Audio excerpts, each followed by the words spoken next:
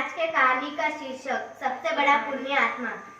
काशी प्राचीन समय से प्रसिद्ध है। संस्कृत विद्या का वह पुराना केंद्र है। इसे भगवान विश्वनाथ की नगरी या विश्वनाथपुरी भी कहा जाता है। विश्वनाथ जी का वहाँ बहुत प्राचीन मंदिर है। एक दिन विश्वनाथ मंदिर के पुजारी ने सपने देखा कि भगवान विश्वनाथ उससे मंदिर में विद्वानों तथा धर्मात्मा लोगों की सभा बुलाने को कह रहे हैं। पुजारी ने दूसरे दिन सवेरे ही सारे नगर में इसकी घोषणा करवा दी।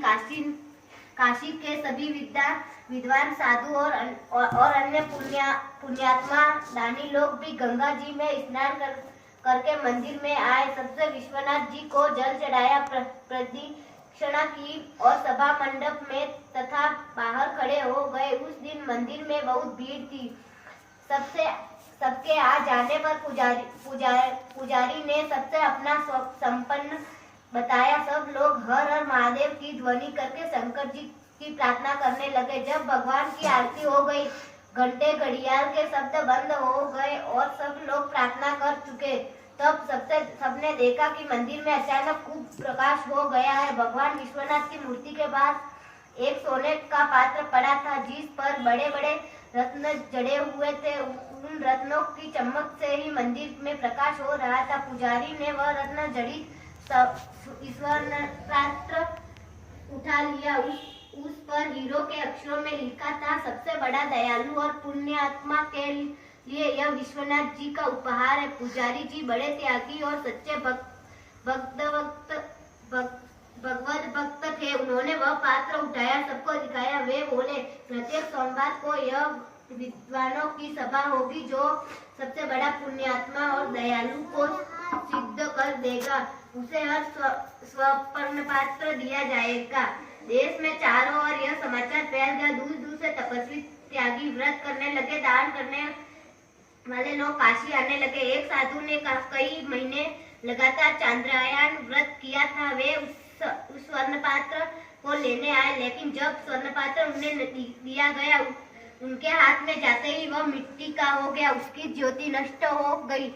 लज्जित होकर उन्होंने स्वर्ण पात्र लौटा दिया। पुजारी के हाथ में आ जाते ही वह फिर से सोने का हो गया और उसने रत्न चमकने लगा। एक धर्मात्मा ने बहुत से विद्यालय बनवाए थे। कई स्थानों पर सेवाश्रम चलाते थे। दान करते करते उन्होंने लगभग सारा धन खर्च कर दिया। बहुत सी संस्थाओं को सदा दान देते रहे। अखबारों में उनका नाम छपता रहा। वे भी स्वर्ण पात्र लेने आए, किंतु उनके हाथ में भी जाकर मिट्टी का हो गया। पुजारी ने उनसे कहा, आप पद, मान या यश के लोभ से दान करते जाना पड़ते हैं। नाम की इच्छा से होने वाला दान सच्चा दान नहीं है। इसी प्रकार बहुत से लोग आए, किंतु कोई भी स्वर्ण पात्र पा नहीं सका। सबसे हाथों में पहुंचकर वह मिट्टी का हो जाता था। कई महीने बीत गए। बहुत से लोग स्वर्ण पात्र पाने के लोग से भगवान विश्वनाथ के मंदिर के पास ही दान पुण्य करने लगे, लेकिन स्वर्ण पात्र उन्हें भी नहीं मिला। एक दिन एक बूढ़ा किसान भगवान विश्वनाथ के दर्शन करने आया। वह देहाती किसान था। उसके कपड़े मैले और फटे थे। वह केवल विश्वनाथ जी का दर्शन करने आया था।